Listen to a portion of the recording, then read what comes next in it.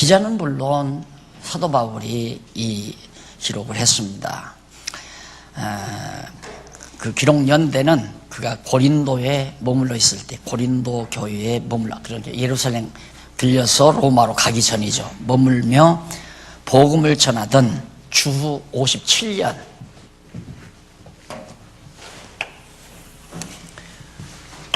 예수님 오신 이후 33년에 이제 부활 승천하셨잖아요. 57년이면 이제 이쯤 되죠. 그리고 70년이 이제 예루살렘 멸망이 되고요. 항상 성경을 볼 때 역사적 해석이라는 게 굉장히 중요하거든요. 그 역사적 해석은 연대를 무시하면 안 돼요. 어느 시대에 누가 왜 기록했는가, 기록 목적, 누가, 언제, 이것은 항상 기본적으로 성경을 공부할 때 꼭 알고 접근하셔야 된다. 그러니까 이때 지금 고린도 교회에 머물면서 복음을 전할 때 바울이 로마에 편지를 보낸 겁니다.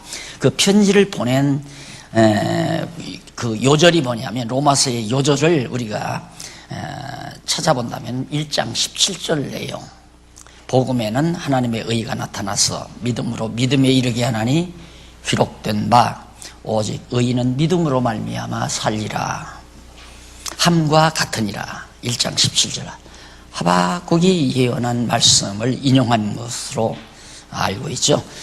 그 다음 주제는 뭐냐면 칭의의 복음이라고 그랬어요. 칭의의 복음. 그러니까 칭의란 말은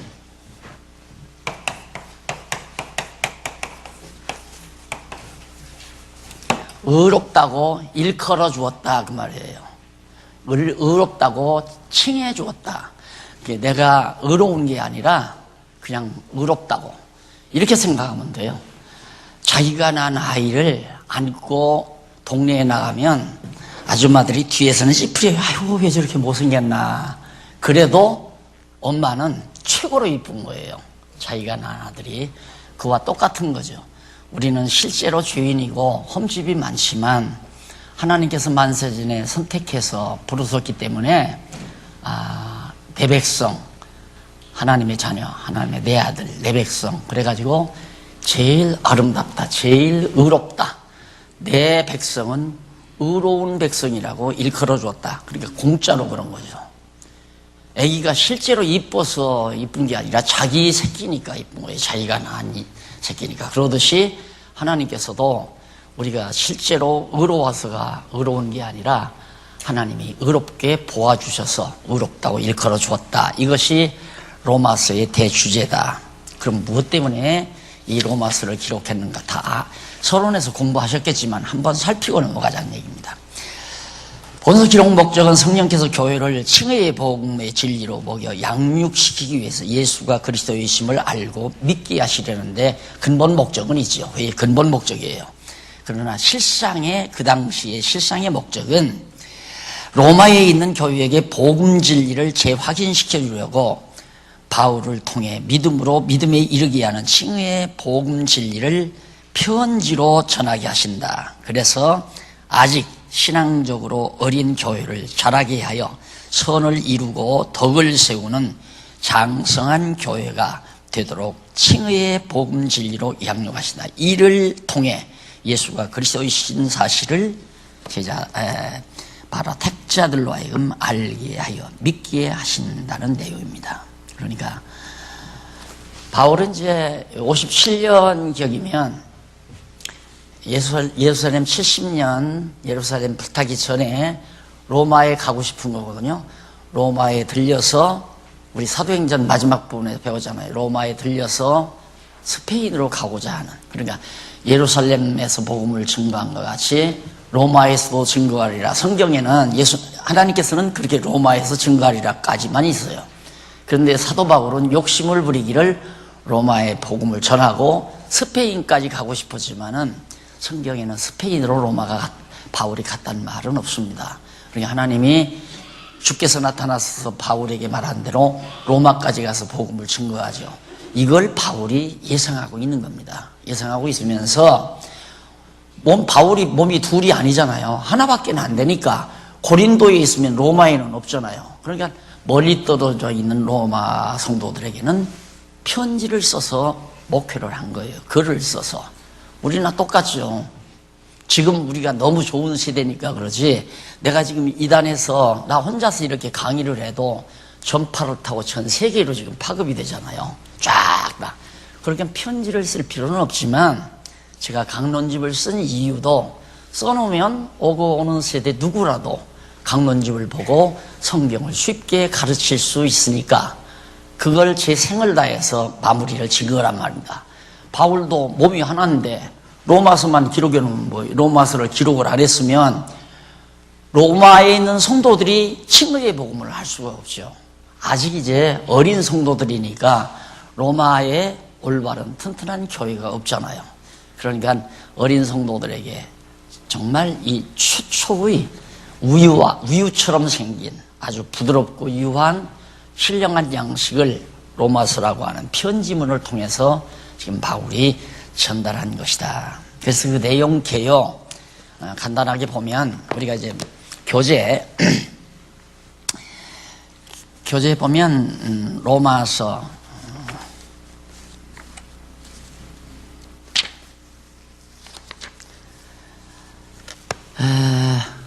8113페이지 8113페이지 보면 제2장 교회 양육을 통한 성취.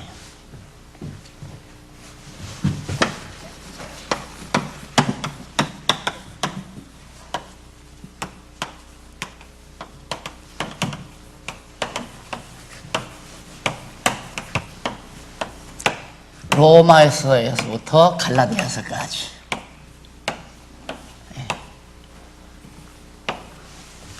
이게 세워진, 그러니까 사도행전에서 성령께서 교회를 세워놓으셨는데 그 세워놓은 교회들을 양육하는데, 양육하려면 밥을 먹여야 되잖아요. 아이를 직접 낳았으면 젖을 먹여야 되고, 한 1년 지나서는 이유식 먹여야 되고, 이유식 먹은 다음에는 이제 점점 밥으로 바꿔서 먹여야 이제 점점 성장하잖아요. 그 다음 한 10살 남짓만 해놓으면 지가 알아서 갈비도 뜯고 딱딱한 음식도 먹고 그러면서 이제 그런 거란 말입니다. 그러니까 아직 교회가 예루살렘 사도행전을 통해서 교회를 하나님께서, 성령께서 세워놓으셨지만은 이들의 신앙을 성숙시키려면 밥을, 양식을 먹여야 한단 말입니다. 그러니까 가장 어린 성도에게 먹이는 양식이 뭐냐면 로마서고, 그 다음 조금 키워놓으면 막 저끼리 싸우잖아요. 쌍둥이를 낳아도 처음 낳아서 자리에 눕혀놓으면서 안 싸워요. 그런데 이것들이 발발발발 기어다닐 정도로 커놓으면 장난감 가지고 막 싸우다가 울고 난리예요. 교회도 또 마찬가지예요. 교회가 미숙하면 서로 잘났다고 싸우게 되고, 서로 잘났다고 분쟁하게 되고, 이런 일들이 교회도 있을 수밖에 없어요. 사람들이 사는 계기니까. 그런데 조금 더 지나면 약간 은혜를 깨달아요. 은혜를. 예, 제가 이제 아이들 크는 거 보니까, 야, 그 손녀 아이들한테, 야, 아빠는 어디 갔어? 그러니까, 회사 갔대요. 회사 뭐 하러 갔어? 그러니까, 돈 벌러 갔대요. 돈 벌어서 뭐 할까? 그러니까, 나 옷도 사주고, 밥도 해주고 그런데요. 야, 참 너는 좋겠다. 아빠가 돈 벌어다가 좋은 옷도 사주고 밥도 먹여주고 그러니까 얼굴이 빨개져요. 할아버지 그런 말 하지 말래요. 왜? 아버지에 대한, 자기 아빠에 대한 은혜를 생각하니까 조금 자기가 위축이 되는 거죠. 그렇잖아요. 그러니까 그런 얘기 하지 말래요. 듣기 싫어해요. 마찬가지예요. 우리들도 조금 신앙이 성장해야 그냥 하나님의 은혜에 대한 감동을 하게 되죠. 그래도 아직은 성장 과정이에요. 은혜에 대한 감사는 기본이에요. 어느 장로님이 그래요. 목사님, 저는요, 밥 먹을 때마다, 이 밥 먹게 해주셔서 감사합니다. 기도가 길질 않대. 나 같은 놈이 어떻게 돈 벌어서 이렇게 먹고 싶은 거 먹고, 배불리 먹고 건강하게 이렇게 살 수 있게 됐나. 이게 하나님의 은혜라는 걸 생각하면 식사 기도가 길지를 않대요. 하나님 아버지, 오늘 또 이 맛있는 음식 나 같은 이 어리석은 놈이 이렇게 먹고 살도록 하나님 도와주셔서 감사합니다. 이 얘기를 하더라고요. 그 말 맞는 얘기죠. 예. 그래서 정말 은혜를 깨닫고 은혜에 대한 감동을 가지고 사는 건 아직 7, 8살은 멀어요. 아직 어려요. 한 10살 내지 12살 길러놓으면 아빠, 내가 이 다음 공부 열심히 해서 돈 많이 벌어서 아빠 여행도 시켜드리고 아빠 좋은 차도 사드리고 그럴 거야. 그러니까 이제 은혜를 깊이 깨달으면 상당히 깊이 깨닫는 단계란 말입니다. 그러니까 이게 신앙도 성숙 단계에 있잖아요. 그래서 로마서는 가장 기본이에요. 기초. 아주 어린애가 먹어야 될. 그래서 예수를 처음 믿어야 될 사람에게는 로마서를 알려줘야 되죠. 그래서 우리 말씀운동이 일어나게 된 그 가장 처음에 그 내용이 로마서였어요. 로마서를 청평해서 그냥 성경 읽어가면서 강의한 것이 그게 불이 붙어가지고 전국으로 다 확산돼서 전국 각지에 그냥 대도시마다 교회가 다 섰잖아요. 그런데 계속해서 공부를 해서 정말 야무지게 컸었으면 좋았는데 조금 켜놓으니까 막 내가 옳다 싸움이 벌어지고 교회끼리 싸움하고 교인끼리 싸움하고 서로 교인 뺏어가기 쟁탈전환하고 이러다가 지금 많이 다 찾아져 버렸잖아요. 그래서 오늘 공부하는 로마서 내용이 그만큼 매우 중요하고 정말 젖을 잘 먹어야 아기가 일평생 건강하다고 그러죠. 젖을 잘 먹어야. 근데 이유식보다는 엄마 젖이 더 좋다고 그러잖아요.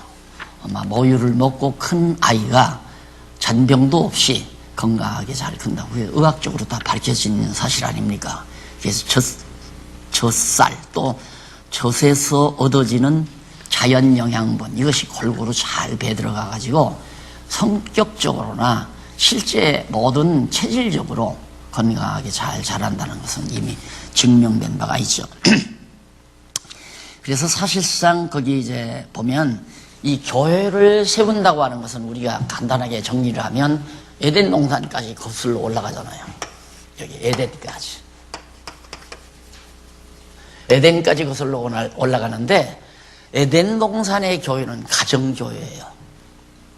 가정교회. 그러니까 두 부부가 교회를 세운 거죠. 이게 기본이에요. 그래서 뭐니 해도 가정을 먼저 추스려 가지고 모두가 다 그리스도를 주로 모시고 사는 아름다운 가정교회. 그런 가정들이 우리 교회로 말하면 그런 가정들이 10가정 내지 10대 가정씩 모여가지고 지교회를 만들잖아요. 그렇게 지교회는 가정교회가 잘 되면 지교회도 자연히 잘 되게 돼 있어요. 그런 지교회들이 모여서 이제 우리 기독교 지도자의 협의회 산하에 주님의 몸 된 교회가 딱 서지게 되는 거고요. 그러니까 온 세계 모든 성도들이 다 그런 가정들이 모여서 주님의 몸 된 하나의 교회죠. 교회는 하나예요. 교회가 둘도 되고 셋도 되는 게 아니라 그러니까 서문학교회, 에베소교회 이런 것들은 다 지교회를 말하는 거죠. 지교회. 그러니까 교회하면 머리가 하나이신 그리스도니까 한 교회란 말입니다. 그런데 인간들이 다 당을 지어가지고 장로교회니 감리교회니 성경교회니 이거 다 당지어 놓은 거거든요. 당지어 놓은 거. 그런데 성경에는 당지면 그게 다 그리스도를 배반하는 당연히 그러잖아요. 그리스도가 머리로 앉아 있어야 할 자리에 당회장이 앉아 있으니까 안 되는 얘기 아니에요. 그리스도가 교회 주인 아닙니까? 세례 받을 때 이 교회 주인이 누굽니까? 하면 목사님이죠. 그러면 그건 떨어져요. 그건 세례 주면 안 돼요. 교회 주인이 누굽니까? 하면 예수님이죠. 그러면 그래요. 맞습니다. 이 교회 주인은 예수님이십니다.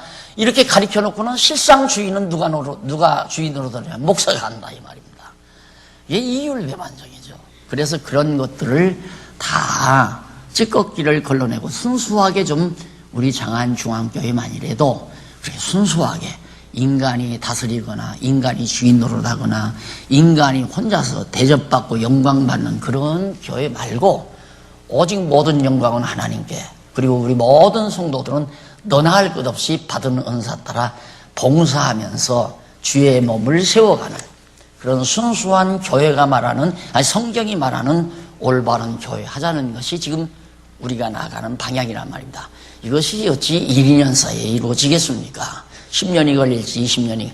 그렇게 가도 완전할 수는 없어요. 그건 알아요. 완전할 수는. 왜? 우리 인간이 완전치 않으니까 완전할 수는 없지만은 점점 말씀으로 우리가 양육을 받으면 점점 더 완전한 자리로 나아갈 수 있잖아요. 일반 교회들이 예를 들어서 30%밖에는 성숙을 못했는데 우리는 50%도 할 수 있고 70%도 할 수 있다는 가능성을 우리는 내다보고 가는 거 아닙니까?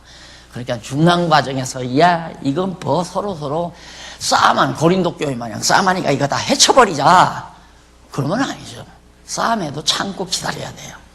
밥을 먹여서 길러놓으면 아 동생 싸워놓으니까 동생을 때렸더니만 이마에 피가 나가지고 병원에 실려가서 또 아빠가 돈 버느라고 애쓴 돈 50만 원이 들어갔다. 야, 알죠?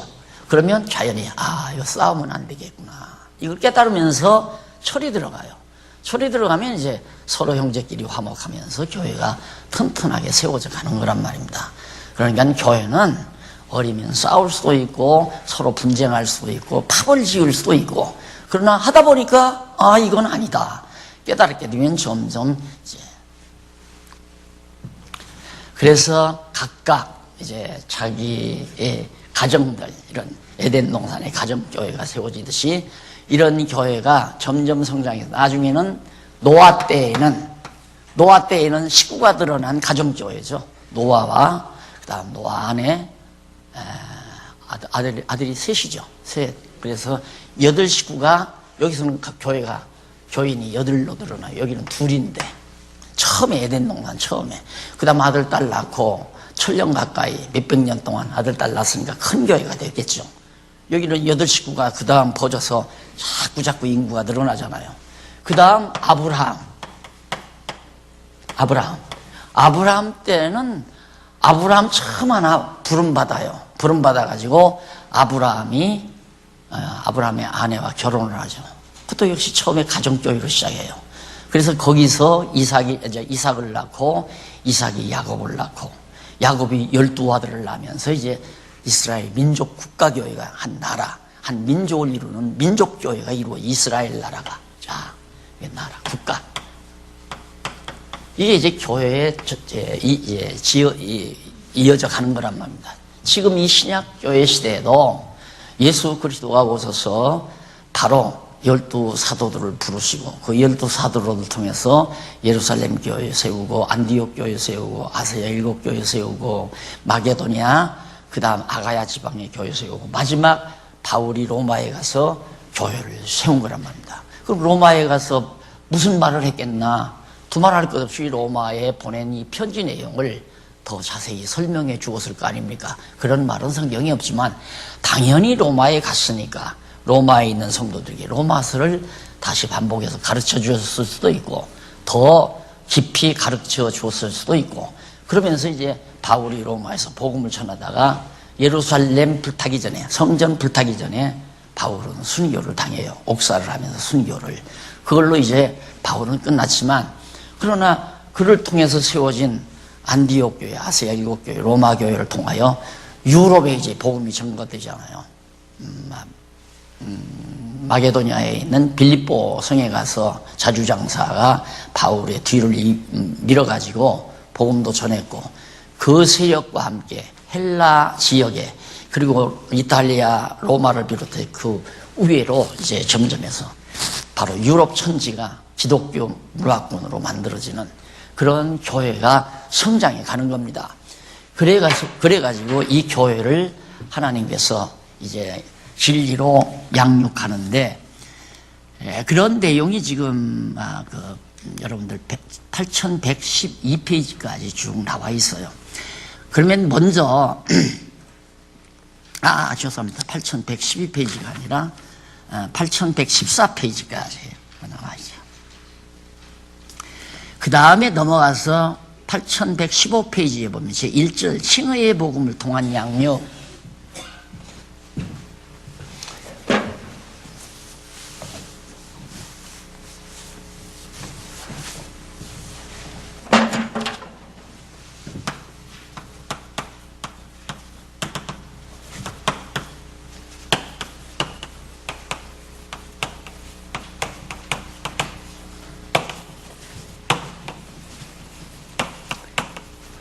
이게 로마서예요. 로마서는 뭐냐? 칭의의 복음으로 교회를 양육하는 내용이다. 칭의의 복음으로. 그러니까 아까 주제가, 로마서 주제가 칭의의 복음이라고 했잖아요. 그러니까 이 칭의의 복음으로 교회를 양육하는 내용이다.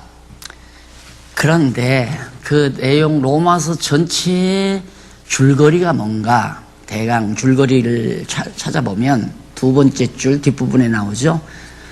그 내용 가운데 1장 1절로 17절은 칭의의 복음에 대한 서론이 간단히 소개돼요. 로마서 전체에 대한 서론이. 그리고 나서 1장 18절로부터 3장 20절까지는 타락한 인간의 불의를 통해, 타락한 인간의 의롭지 못함을 통해 증거하신 내용이다. 그러니까 에덴 동산에서 타락한 인간은 어느 누구도 의로운 자가 없어요. 그러니까 성경을 그렇게 구조적으로 정리를 안 해놓고 보면 1장서 3장까지 읽다가 보면 나처럼 좌절과 절망, 나는 도저히 천국 못 가겠다, 나는 지옥은 나타났다. 그래서 내가 10대 후반 20대 초반에 수년 동안을 방황한 이유가 성경을 구조적으로 못 보고 성경의 본문 내용을 바로 그냥 지엽적인 본문 내용에 빠져가지고 고민하고 절망하고 좌절하고 천국 도저히 갈 수가 없는데요. 그래서 바로 이게 딱 분류해서 본다는 게 매우 중요하다. 그러니까 18절로부터 3장 20절까지는 인간의 불의, 타락한 인간의 불의한 모습을 설명한 내용이다. 그렇게 보고 보면 맞다, 당연히 나도 저럴 수밖에 없지. 그걸 긍정적으로 받아들이는 거죠. 그게 옳다는 얘기가 아니라 맞아, 나도 타락한 인간이니까 1장 8절로부터 3장 20절까지 내용과 같이 나도 그렇다, 이렇게 일단은 봐야 돼요. 그리고 나면 3장 21절로부터 11장까지는 하나님의 의의 현현을 통해 증거하신 내용이다. 그러니까 우리 인간은 다 불의한데, 의롭지 못한데, 의롭지 못하기 때문에 어떻게 하는가? 하나님의 의를 드러내는 거예요. 이 얘기 하다가 보면 내가 자꾸 생각나는 게 있어서 얘기를 하는데, 내가 초등학교를 갔는데 두 번째서요. 잘 쓰면 두 번째, 안 그러면 첫 번째. 키가 작으니까. 나보다도 더 작은 놈이 있어요. 그러니까 줄을 두 줄로 세우면 나도 앞에 서는 거고, 한 줄로 세우면 제일 작은 놈이 있고 그 다음 나야. 그러면 운동회 때 이게 8명씩 달리기를 하잖아요. 도저히 상을 탄다는 건, 다름질해서 상을 탄다는 건 도저히 불가능한 얘기예요. 어쩌다가 잘하는 놈이 넘어져서 두 손 오는 거꾸러져 버리면 어쩌다가 3등 가는 수도 있지만 그건 도저히 바라볼 수도 없는 거고. 그런데 그때 마지막 학부모 다름질을 하는 순서가 나오잖아요. 아버지가 나가서 1등을 해서 상 타가지고 이건 네 거야 하고 나한테 주는 거예요. 우리가 그런 게 아니라 하나님의 의를 내 거라고, 나의 의라고 인정해 준다. 이런 게 보였기 때문에 제가 살아난 겁니다. 이런 걸 못 봤으면 절망하죠. 물어볼 것 없이 지옥을 가는데. 그래서 이런 부분을 우리가 철저하게 정리를 하고 나야 소위 좀 속된 말로 주제 파악이 돼요. 주제 파악. 이게 자기 주제 파악이 되면 남을 정죄를 못하는 거예요. 그 내용이 3장에 나와요. 3장 20절 이전에서. 자기는 그 의로운 것처럼 자꾸 남의 허물만 지적하는 사람. 그 사람은 나는 그런 허물이 없다는 얘기예요. 남의 물. 너 욕심 많아. 너는 어떻게 그렇게 욕심 많냐? 그 말은 나는 욕심 하나도 없단 말이거든. 그게 말이 되는 얘기예요. 세상에 타락한 인간이 욕심 없는 사람이 어디 있어요? 난 지금도 우리 쉬는 시간에 이렇게 사과를 깎아다 이렇게 갖다 놓더라고요. 그러면 눈이 어디로 돌아가냐면 햇빛이 많이 닿은 통통한 부분 쪼개놨으니까 보면 알잖아요. 저건 햇빛이 많이 닿은 쪽이니까 저게 달콤하겠다 하면 그쪽으로 손이 간다니까. 그러지 않은 사람이 있어요? 다 똑같아요. 인간. 그러니 남의 허물을 말한다는 건 말이 안 되는 거죠. 내가 다름질해서 공책, 공책이라고 그러죠. 공책 상을 내가 탄 게 아니잖아요. 우리가 이 다음 천국 가서 상 타는 것도 마찬가지예요. 우리가 잘해서 상 주는 게 아니라 성령의 능력을 우리에게 주어서 하나님의 선하신 뜻대로 열심으로 선한 일에 충성하게 만들어요. 그래서 좋은 결실만 하게 만들고, 그래서 우리에게 상을 주는 거예요. 그럼 누가 한 건데? 성령의 능력으로 한 건데 상은 내가 받는단 말입니다. 근데 천국 가서는 벌써 철이 든 때예요. 철이 든 때니까 초등학교 때야 내가 아버지가 야 이거 네가 상 탄 거다 하고 주면 좋다고 내가 받았지만, 중학교 때나 고등학교 때는 만약에 그런다면 아빠가 날 놀리네 이러죠. 아빠가 날 놀린다 이거야. 아빠가 타놓고는, 아버지가 타놓고는 왜 내 거라고 얘기하나. 그 기분 나쁘죠. 그 자체가. 아빠가 나를 지금 위로하려고 그러는데 나 자존심 상한다 이거예요. 이 다음 우리가 천국 가서도 그래요. 내가 잘한 일 하나도 없는데 하나님은 나에게 상을 준다 이거예요. 면류관을 나에게 주는 거예요. 그러니까 그거 벗어 들고 누구에게? 머리 대신 그리스도에게 가서 이건 당신 머리 대신 당신의 머리에 써야 될 면류관입니다 하고 면류관을 갖다 상납하는 거예요. 이런 기초적인 초보적인 진리를 우리가 야무지게 닦아놔야 신앙생활이 건강하다니까요. 이걸 어렸을 때 다 배워놓고 커가면서 다 잊어버리는 거예요. 잊어버리고 야 이 자식아 너는 왜 그렇게 생겼냐고 주먹으로 쥐어받고, 너는 왜 인마 그렇게 공부 못하느냐고 쥐어받고, 그러면 집안 시끄러운 거죠. 철저히 기본에 잘 돼 있으면 서령 누가 실수하더라도 맞아 어리니까 저래, 나도 저랬어, 나도 지금도 저럴 수 있어 이러면서 참고 기다려주고 성장하기를 기다려주고 사랑으로 권면해주고, 나도 그래봤는데 참 괴롭더라 하고 나니까 다 부질없는 일이더라 그러면서 권면해서 이걸 잘 바른 길로 가도록 인도해야 되는데, 그런 인도할 사람도 없고 또 그냥 싸움을 일으키고 남 험담하고 남 잘못 지적하고 허물 지적하고 이런 일을 한다는 것은 모유를 먹지 않고 분유라고 그러나요? 그냥 우유 먹고 커서 그래요. 소전 먹고 커가지고. 우리 이옥분, 세상 뜻인 이옥분 권사님이 요즘 사람들이 자꾸 싸움하려고 하는 건 소전 먹고 커가지고 뿔로 떠받는다. 소전 먹고 커가지고 엄마 젖을 먹어야 하는데 소전 먹고 커가지고. 그 일리 있는 얘기 같아요.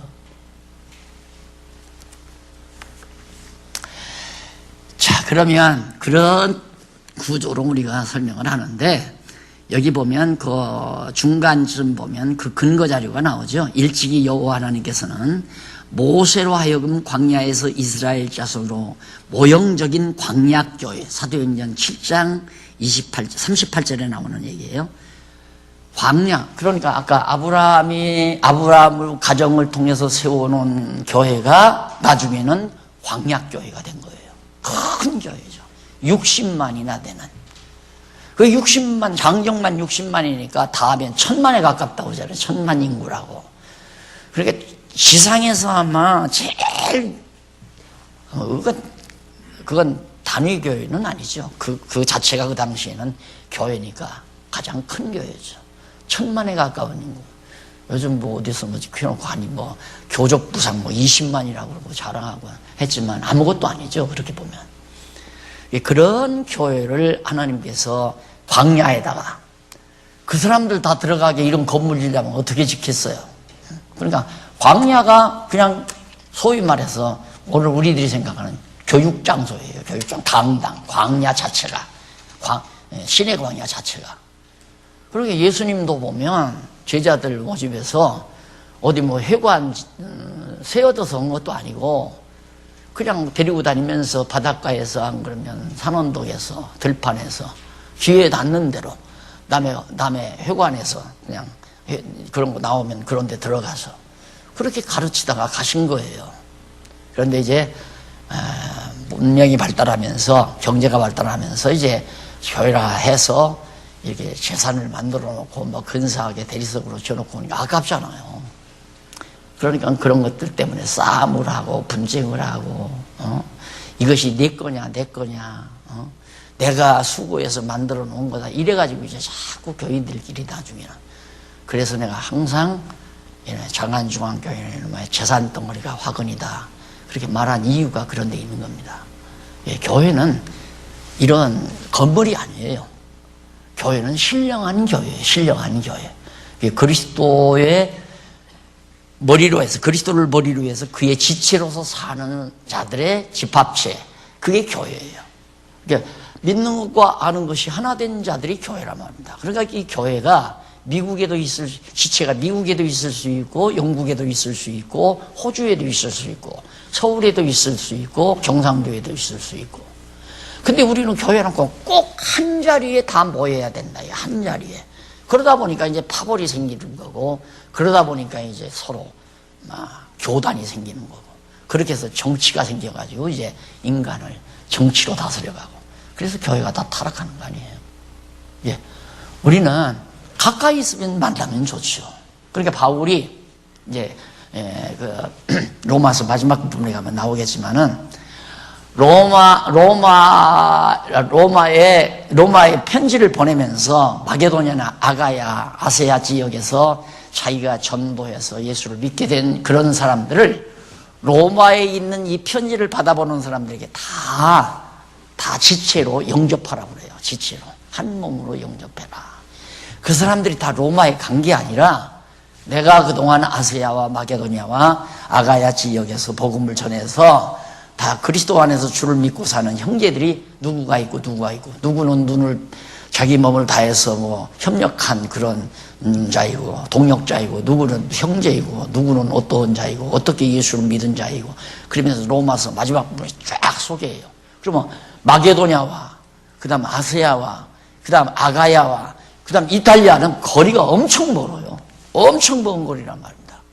중국에서 여기 거리나 같단 말이에요. 이런 먼 거리에 있는 성도에게 다 형제로 맞아들여라. 그러니까 가까우면 자주 만날 수 있지만 멀면 못 만나는 거죠. 근데 우리는 요즘 너무 좋은 시대에 살더라고요.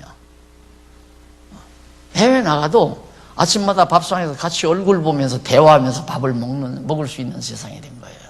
물론 몸이 직접 와 있으면 더욱 좋지만 그래서 우리는 하나의 교회, 온 세상이 온 세계에 있는 머리가 하나이시니까 그리스도를 중심으로 하나 된 교회, 이것이 진정한 우리의 교회관입니다. 그런데 이놈의 담장 만들어 놓고 이 안에 들어오는 사람만 우리 교인, 우리 장안중앙교회는 요 누구누구만, 이게 아주 머리에 찌들려 가지고 이걸 열어놓지를 못한다 이 말이에요. 기다려야죠 좀 더. 그래서 호주에 있는 성도도 귀하게 생각해야 되고 영국에 있는 성도도 귀하게 생각해야 돼. 중국에 있는 성도나 인도에 있는 성도나 모두가 다 그리스도 안에 한 형제라고 하는 폭넓은 생각 없이는 올바른 교회를 우리가 기대하기란 어렵다 하는 얘기입니다. 그래서 로마서가 이처럼 광야교회가 하나의 예표였는데 이제는 예수님께서 세우신 그리스도의 몸된 교회를 미리 예표적으로 보여준 것이 이스라엘 민족들의 광야교회다. 그 모형적으로 실체교회가 예수 그리스도를 통해서 바울을 통해서 세워진 것이다 하는 겁니다. 그러면 우선 1장 1절로 17절까지 칭의 복음에 대한 서론, 이 로마서에 대한 서론이에요. 그 서론 가운데 먼저 거기 보면 8116페이지 위에서 세 번째 문단, 일찍이 여호와 하나님께서는 다윗으로 허물의 사함을 받고 그 죄의 가리움을 받아 정죄를 받지 않는 자는 복이 있다고 예언케 하소서. 이스라엘 백성의 죄가 사라지도록 섭리하셨다. 이사야 32장, 시편 32장 2편 1절로 2절. 이게 다윗이 벌써 예언했잖아요. 허물의 사함을 받고 그 죄 가리움을 받아 정죄를 받지 않는 자는 복이 있다. 그러니까 로마서의 이 대상, 칭의의 복음을 듣고 의롭다함을 얻는다는 복이 있다는 얘기예요. 그러니까 다윗이 예언한 말씀을 이루시기 위해서 하나님께서는 그리스도를 믿는 자를 칭의의 복음으로 의롭다고 하셔서 당신 백성을 삼아가시는 역사를 해주시는 것이다. 그러니까 로마서 역시 서론 역시 시편의 다윗의 예언에 근거한 것이라는 것을 지금 지시해 드린 겁니다. 그 다음 그러면 복음에 대한 개요. 자, 그러면 복음이란 뭐냐? 도대체 복음이란 뭐냐? 여기서 이제 1절 칭의의 복음인데 칭의 복음에 대한 서론이죠. 서론. 1장 1절로 17절까지가 서론이고, 근데 서론 가운데 복음의 개요가, 복음의 개략적인 요점이 뭐냐 그 말이죠. 복음하면 되게 중요한 요점이 뭐냐, 복음이라고 할 때, 그럴 때 뭐냐면 첫째 1절로 2절 이쪽에 나오죠. 거기 보면 그 17페이지 8117페이지 위에서 다섯째 줄 바꾼 데 나오죠. 여호와 하나님께서는 선지자 하박국 선지자로 그 말이죠. 선지자 하박국으로 복음에 나타난 하나님의 의로 인한 의인은 믿음으로 말미암아 살게 될 것을 예언했어요. 이 하박국 선지자가 벌써, 하박국 선지자는 일찍이 이제 700여 년 전인가 7세기 이전에 하박국이 예언을 했는데, 그 선지자가 믿음으로 말미암은 의인, 행위로 말미암아 의롭다함을 얻는 게 아니라 믿음으로, 내가 그리스도를 믿음으로 말미암아 의롭다함을 얻은 자가 정말 복이 있다. 이런 것을 이제 믿음으로 말미암은 의인이 산다.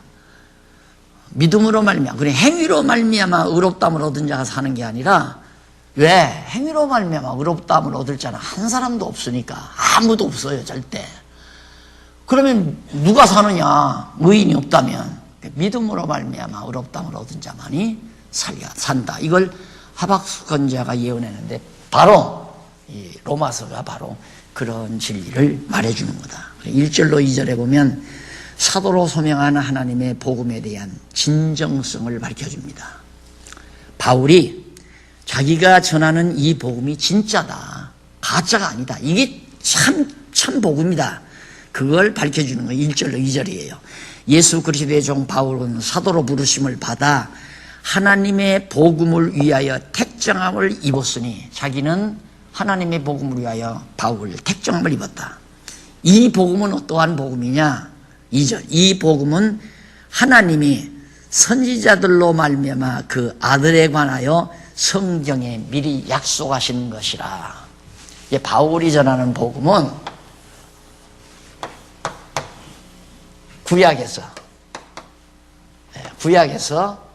선지자들. 여기 선지자는 모세도 선지자예요.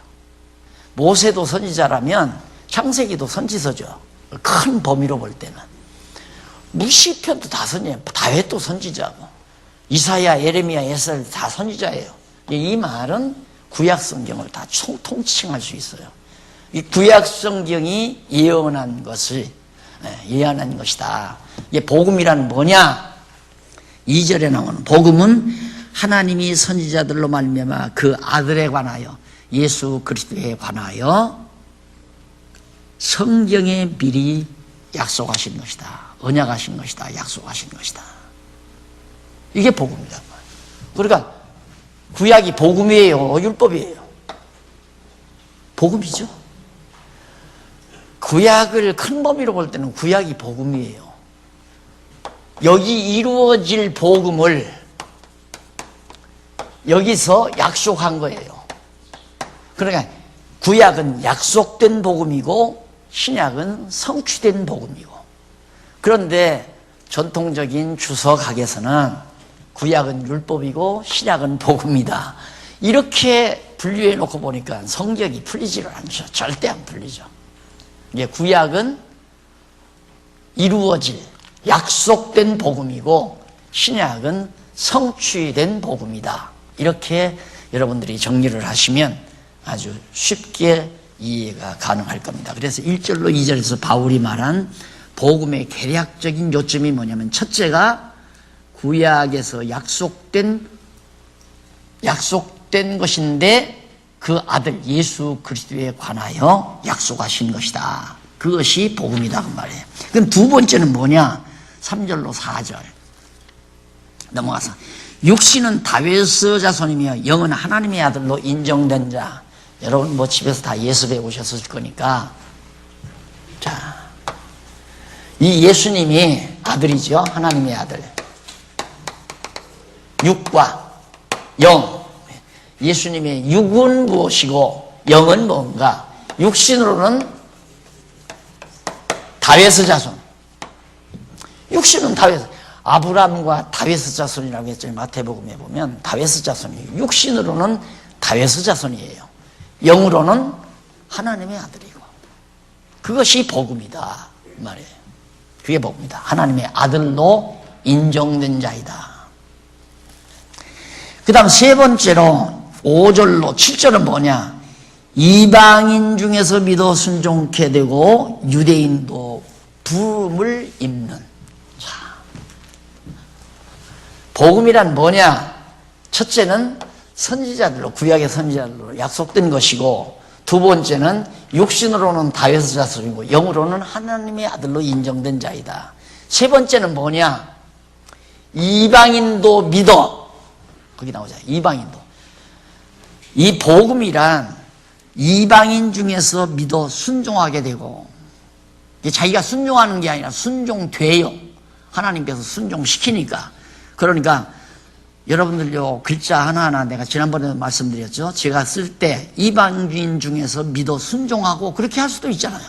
그런데 순종케 되고 한 말은 피동을 쓴 거예요. 왜냐하면 순종하는 것이 자기 스스로 순종하는 것이 아니라 성령의 능력으로 순종케 해서 순종하는 거기 때문에 바로 순종케 된다. 그럼 유대인은 부름을 입는다. 부름을 입는다는 것도 자기 스스로 하는 게 아니라 부르는 자가 부르기 때문에 부름을 입는 거다. 피동 아니에요.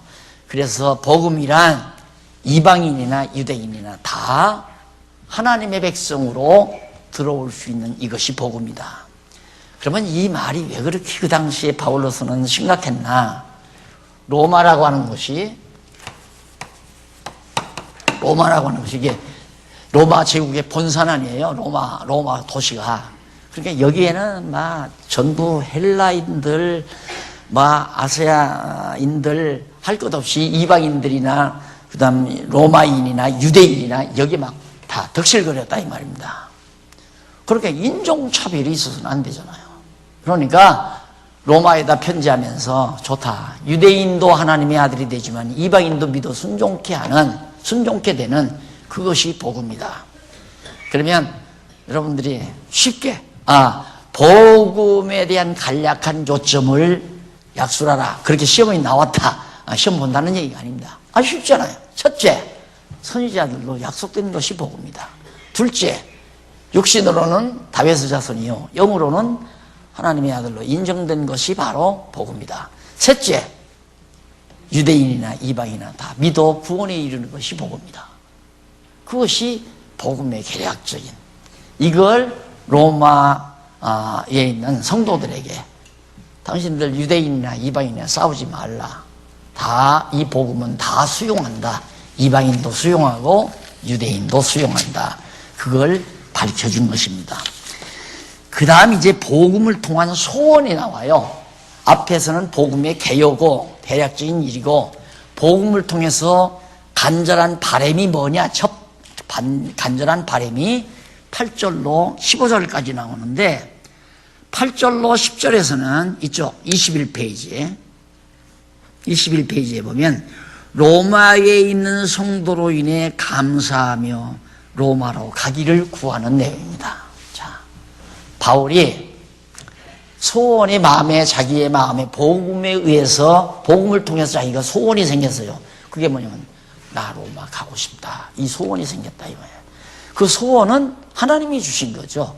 예루살렘에 있을 때, 가이사랴에 있을 때 주께서 바울에게 나타나서 바울아 너 로마도 보아야 하지만 로마에서 또 전했던 복음을 예루살렘에서 전한 복음을 로마에서 전해야 하리라.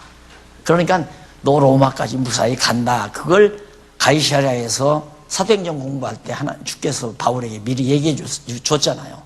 근데 벌써 바울에게 57년도에 지웠네요. 57년도에 고린도에 있을 때 벌써 바울의 마음속에 소원이 생긴 거예요. 그러니까 여러분 지혜라는 건 다른 게 아닙니다. 철저히 자기의 육체의 욕망을 제거해버리고 정말 하나님의 선하신 뜻이 이루어지기를 바라는 간절한 소원이 생기는 건 그건 반드시 이루어져요. 진짜로 그래요. 반드시 이루어져요. 그게 바로 우리의 믿음을 강화시키는 겁니다. 예를 들어서 정말 중국에 이 좋은 복음이 중국에 좀 전파됐으면 좋겠다.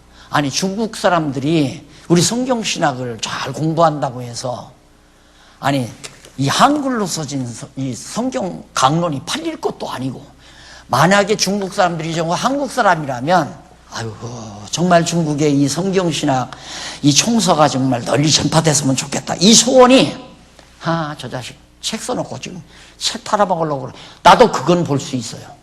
그런 생각으로 내가 그 소원을 가지나 그렇지 않은 게 정말 순수하게 이 복음 진리가 중국에 있는 많은 형제 영혼들에게 전파되어지기를 간절히 바라는가.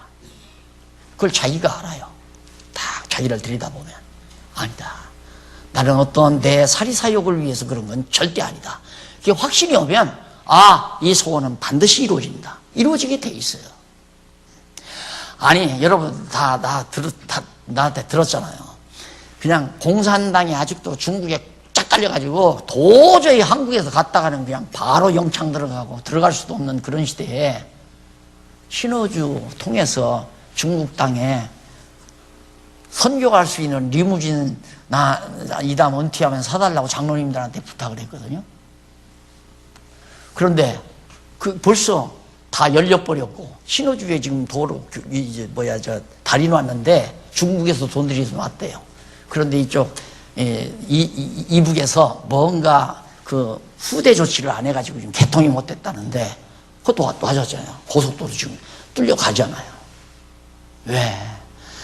그렇게 해서 내가 세계를 한번 다스릴 수 있는 나폴레옹이나 안 그러면 알렉산더처럼 세계 정복의 꿈을 안고 내가 그 소원 가졌다면 이루어지죠. 근데 성경을 보다 보니까 분명히 복음의 불빛은 중국을 향해서 인도를 향해서 동남아를 향해서 중동을 향해서 간단하게 너무너무 분명하니까 내 마음속에 그 소원이 생기니까 이루어져 가잖아요. 그건 누구도 못 막아요. 그래서 여러분 가장 지혜롭게 사는 방법은 인간의 모든 육체의 욕망을 다 저버리고 하나님의 뜻이 간절히 이루어지기를 바라는 소원이 생기면 사람이 당당해지고 근심 걱정 없어져 버리고 그냥 하나님께 딱 맡기고 사는 거예요. 그걸 쉬운 말로 되는 대로 산다 그 말이에요. 정확하게 말하면 되게 하시는 대로 살아간다. 남 하는 일 방해하려고 할 것도 없고 남 하는 일 인간적으로 도우려고 할 것도 없고 인간에게 도움 받으려고 해짜는 소리 할 것도 없고 내가 지금 중국에 선교를 가야 되겠는데 비행기 값이 모자라는데 어떻게 좀 지도 좀 부탁합니다. 그 말은 비행기표 도와달라는 얘기예요. 내가 왜 혀짜는 소리 하면 살아요. 답답하기는 누가 답답하냐. 하나님이 당신 뜻 이루어가려면 당신이 답답한 거예요. 그냥 하나님 의지하고 살아버려요. 비행기표 없으면 안 가면 되는 거고 있으면 가고. 그러니까 지금도 그러잖아요. 지금 밖에서 목사님들이 목사님 이렇게 좋은 시설을 두고 왜 이걸 돌리느냐고. 돈 벌어서 목사님도 쓰고 우리도 좀 같이 씁시다 이거예요. 몇백 명의 학생 몰아올 수 있으니까. 그래서 내가 웃으면서 나는 돈 버는 것도 귀찮고요. 그냥 하나님께서 주신 진리 거저 받았으니 거저 준다는 심정밖에는 내 마음에 없습니다. 학교를 하든지 대학을 하든지 마음대로 하시되 우리 이사님들하고 상해서 허락하면 돈 벌어서 목사님들 마음대로 하십시오. 그러나 여기 전기세 이런 건 그건 당연히 부담을 해야 되고 이사님들이 요구하는 대로 하시면 됩니다. 이런 걸 말죠. 나 위해서 요즘 또 뭐 이상한 일이 또 하나 벌어졌어요. 날 한국에 알려야 된다. 한국 교육에 나를 들띄워야 된대요. 왜 그러냐니까 박 목사를 뜨게 해야 성경신학이 뜬다는 거예요. 나는 반대다. 성경신학이 뜨면 박 목사는 안 떠도 상관없다. 그러니까 성경신학을 뜨게 하려면 하지만은 박용기 뜨게 하려면 필요 없다. 그러니까 누가 또 나를 도와줘. 날 돕지 말아라. 제발 날 돕지 말고 주를 위해서 일해라. 주를 위해서. 나한테는 막 엄청나게 후원을 하겠다는데 교회를 후원을 안 해. 근데 그것도 단판 지려고 그래요. 왜 나한테는 후원한다면서 교회는 후원 안 하냐. 그 이상한 거 아니에요? 내가 자기의 인간의 후원 받을 필요 뭐 있어요? 정말 합심해서 합력해서 하는 건 모르지만 불쌍한 놈 떡한 덩어리 주듯이 도와준다는 식은 아니에요. 내가 왜 인간의 도움을 받아요? 이게 무슨 뜻이냐면 우리가 소원을 가지고 바울 보세요. 지금 57년도면 강감한 때예요. 로마서 기록한 때가 57년 고린도에서 기록했잖아요. 로마로 갈 때는 벌써 거의 말년에 가니까 67년이나 68년도에 갔단 말입니다. 그럼 10년 전에 벌써 바울의 마음속에 소원이 생긴 거예요. 로마로 가고자 하는 소원이. 이루어졌잖아요. 사도행전을 보니까. 올바른 소원을 가지고 사는 것이 신앙생활의 비결입니다. 가장 깊은 비결. 여러분들이 성경을 배우는 이유도 올바른 소원을 갖기 위한 데 있다고 봐도 과언이 아닙니다. 성경을 배우다 보면 바른 소원이 생기거든요. 그 소원이 생기다 보면 소원을 위해서 함께 협력해서 일을 하잖아요. 그게 은사교회예요. 한잔 하시고